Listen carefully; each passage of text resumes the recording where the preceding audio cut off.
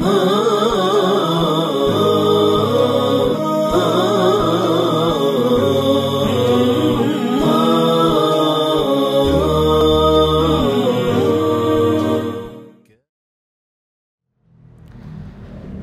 MHL TV yang saya muliakan, kita masuk lagi kepada segmen kedua tentang reaksi ketika seorang diruqyah atau reaksi proses di dalam ruqyatus syariah.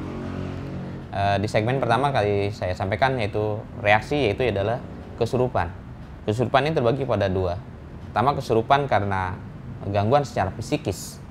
Yang kedua, gangguan secara gangguan jin, ya. Kesurupan karena gangguan jin ini tadi yang pertama adalah karena nasab, ya. Karena gangguan nasab.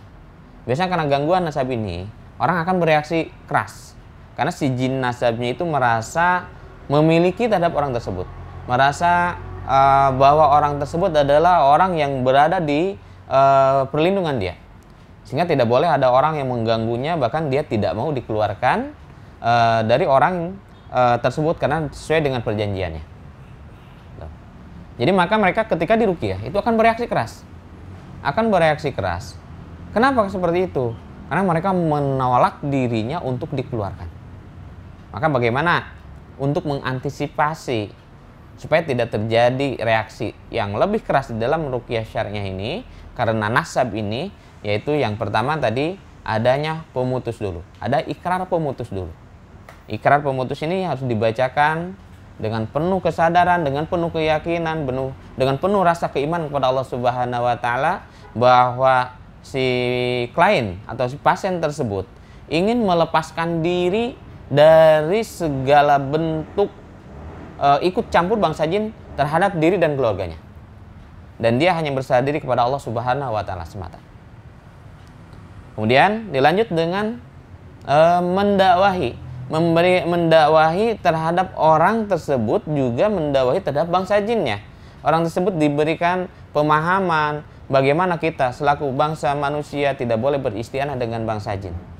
Ya, karena sesungguhnya tempat kita meminta pertolongan, karena sesungguhnya tempat kita meminta segala sesuatu perlindungan yaitu hanya Allah Subhanahu wa taala semata. Juga bagi bangsa jinnya.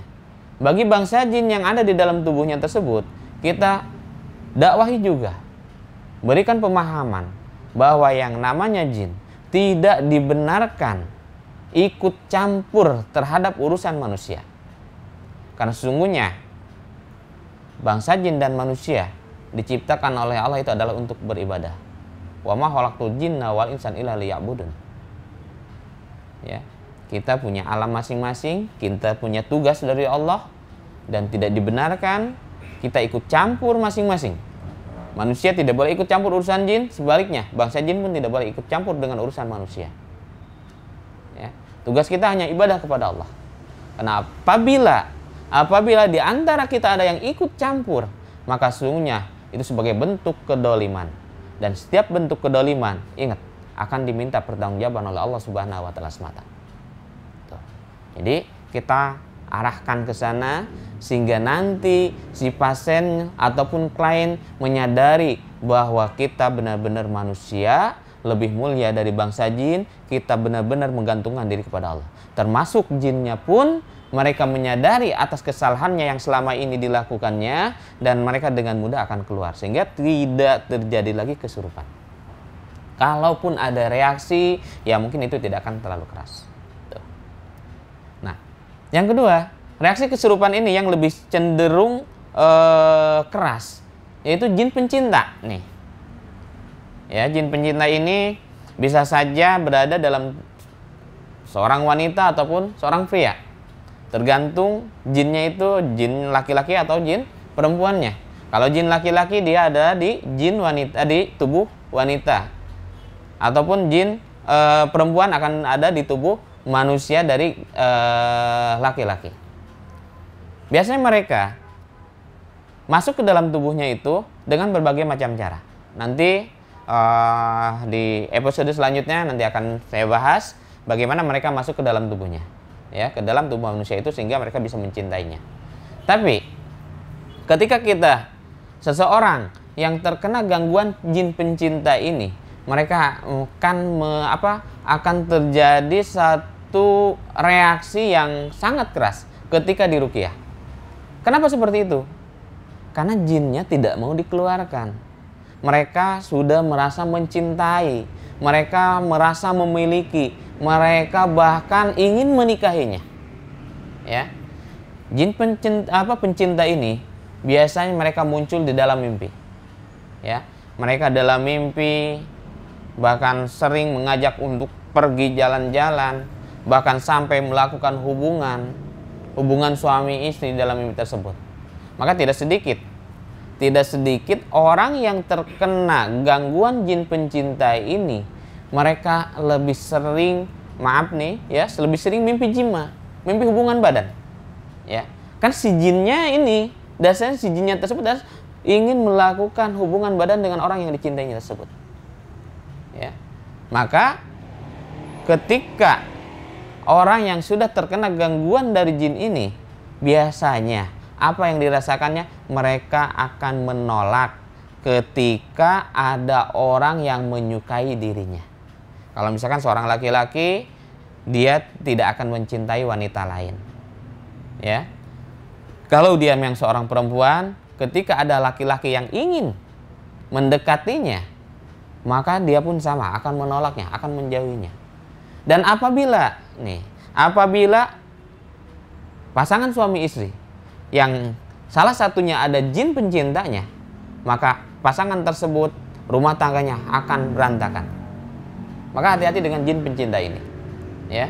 Nanti akan saya bahas bagaimana jin pencinta tersebut masuk ke dalam tubuh manusia, mempengaruhi perilakunya, nanti di segmen atau di episode yang akan datang.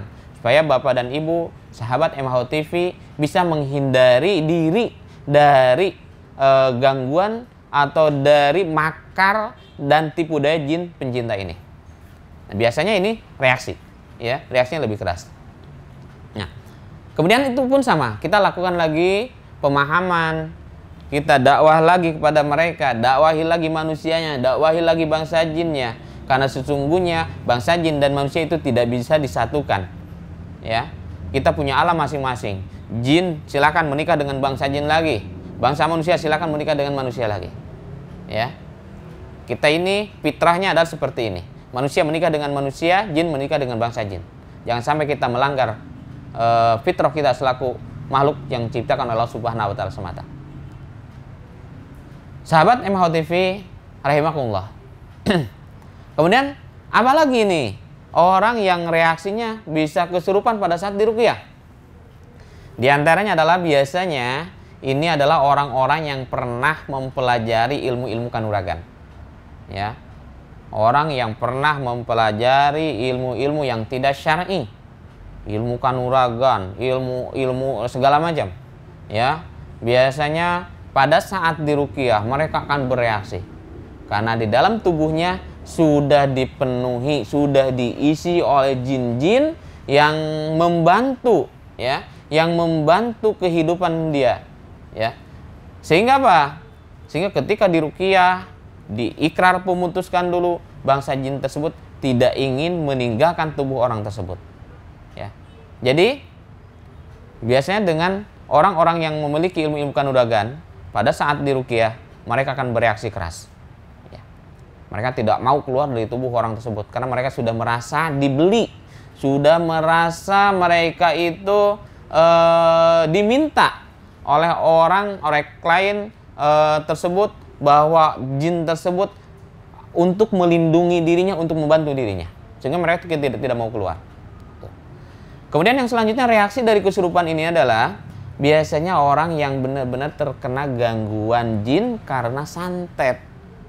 Ya, orang yang kena jin, karena santet, karena velet, itu biasanya mereka akan bereaksi. Tapi di sini kaum muslimin rahimakumullah, kita tidak perlu takut. Ya, kita ini manusia diciptakan oleh Allah itu lebih sempurna daripada mereka. Cuman bagaimana cara kita menyikapi ketika ada orang yang kesurupan. Jangan sampai kita ini yang waras, kita yang normal, kita yang penuh dengan keimanan kepada Allah bisa dikalahkan oleh mereka yang kesurupan, oleh mereka yang justru dikuasai oleh bangsa jin. Ya, jadi itu gambaran bagaimana orang kesurupan di dalam ruqyah. Nah, kemudian apalagi reaksi dari ruqyah itu sendiri selain reaksi kesurupan?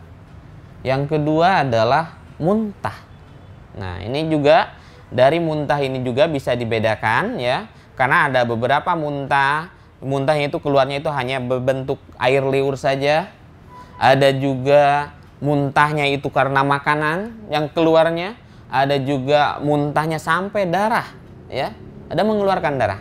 Ini beberapa kasus ketika saya meruqyah, saya sempat meruqyah orang yang waktu itu diindikasi terkena sihir ya, karena pelet ya. Waktu itu meminta pertolongan bantuan untuk meruqyahnya dari keluarganya karena ada sesuatu yang ganjil dari anak tersebut. Kemudian setelah kita mencoba mendiagnosa, ternyata ini adalah karena gangguan dari sihir mahabbah, karena pelet ya. Ini ketika diruqyah, reaksi yang terjadi apa? Reaksinya muntah. Muntahnya muntah darah ya, sampai muntah darah. Kemudian kenapa bisa seperti ini sampai muntah darah? Jawabannya nanti di segmen yang akan datang. Kita akan bahas berbagai macam muntah, reaksi dari muntah tersebut, ini penyebabnya apa ya. Jadi hari ini akan saya bahas secara garis besarnya. Reaksinya itu adalah muntah. Ini ada muntah makanan, ada muntah yangnya air liur saja, buih saja yang keluar, ada juga yang sampai muntah darah. Bahkan mungkin beberapa kasus yang terjadi, sempat rekan-rekan saya meruqyah sampai ada yang keluar benda-benda ya, ada jarum, ada silet katanya itu. Tapi alhamdulillah sampai hari ini saya belum menemukan hal seperti itu. Nah, kemudian reaksinya apa lagi? Batuk ya.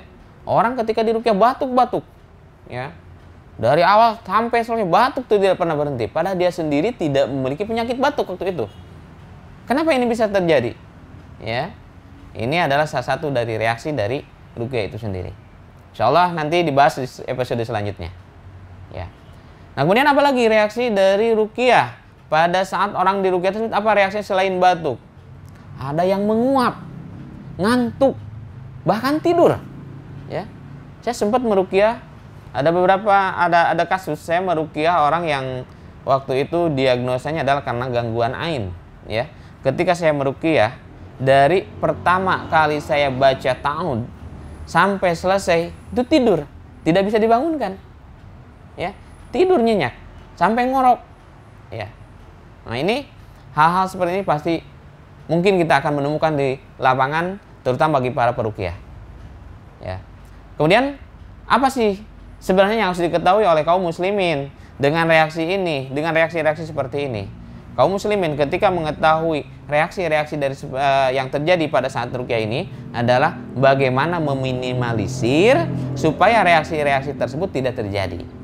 Kenapa? Karena reaksi ini bisa dicegah, ya, bisa dicegah sehingga orang pada saat diruqyah tidak bereaksi juga, ya. Jadi jangan punya asumsi, pendapat atau pikiran kalau diruqyah tidak bereaksi itu tidak sembuh. Ingat ya. Karena yang menyembuhkan itu adalah Allah, itu adalah hak Allah. Bukan harus reaksi dalam ruqyah itu, ya. Nah, kemudian reaksinya apa lagi? Selain ada tadi batuk, kemudian juga ada sendawa, ya. Sendawa. Biasanya orang sendawa ini lebih cenderung kepada yang karena pengaruh dari ainul hasad. Ya. Atau juga selain sendawa, apalagi yang biasa dirasakan atau reaksi orang yang pada saat diruqyah menangis ini. Ini seorang peruqyah ataupun kaum muslimin dimanapun berada, ketika kita menemukan reaksi seorang pada saat diruqyah itu menangis, ini bisa disebabkan oleh beberapa hal. Yang pertama, bisa saja ketika dia menangis tersebut adalah sebagai bentuk reaksi dari gangguan psikis. Ya, jadi tidak semua ini nangis gangguan jin, enggak juga. Ya, makanya kita harus pandai-pandai menganamnesa supaya kita mendapatkan informasi lebih banyak tentang kondisi orang tersebut. Kemudian baru kita akan mendiagnosanya supaya ini loh penyakitnya karena ini. Jadi ketika orang menangis tersebut bisa saja itu karena psikis, juga bisa karena ain, ataupun juga bisa karena gangguan jin. Nah, apalagi reaksi dari ruqyah itu sendiri. Selain nangis, ya, selain tadi reaksi-reaksi yang lainnya, adalah keluarnya ingus. Ya. Pada orang tersebut, pada saat diruqyah, pada saat sebelum diruqyah, tidak dalam keadaan pilek, ya, tidak sedang mengalami gangguan meler hidungnya, tapi pada saat diruqyah dia bisa mengeluarkan ingus. Itu sebagai bentuk detox, mengeluarkan gangguan, mengeluarkan racun, mengeluarkan penyakit dalam dirinya. Ya. Kemudian apalagi reaksi dari ruqyah selain ingus? Kesemutan. Ya, kesemutan. Yang diruqyah ketika duduk tapi kesemutan malah di tangan. Ya. Kesemutan di tangan, tangannya bergerak sendiri, kesemutan, tidak merasakan apa-apa, hanya bergetar saja.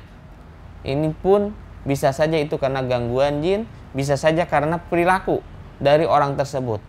Contoh mungkin dia pernah belajar ilmu kanuragan tenaga dalam, ataupun dia mungkin ada dosa yang pernah dilakukan oleh tangannya, ada kedoliman yang pernah dilakukan oleh tangannya.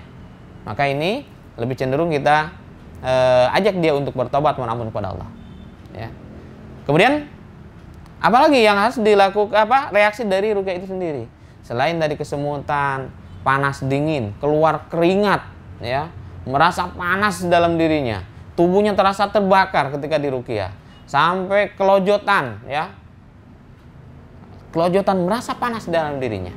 Padahal dia berada dalam ruangan yang merasa adem, tidak terasa panas, tapi dia merasa kelojotan. Itu pun adalah karena gangguan jin. Ya.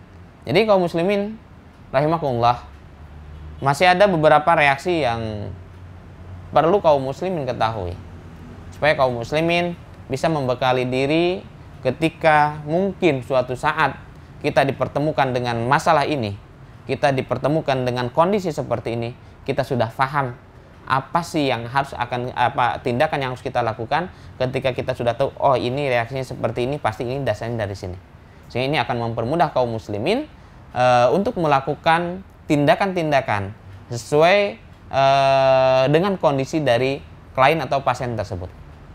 Kaum muslimin rahimakumullah, insya Allah kita akan bertemu di segmen selanjutnya, di segmen ketiga, sekaligus nanti saya akan sedikit memberikan tutorial tentang ruqyah mandiri, ya, tentang ruqyah mandiri, karena beberapa rekan-rekan juga meminta coba tutorialnya bagaimana seorang ketika mengalami gangguan dalam dirinya bisa melakukan ruqyah tanpa harus meminta kepada pertolongan dari orang lain.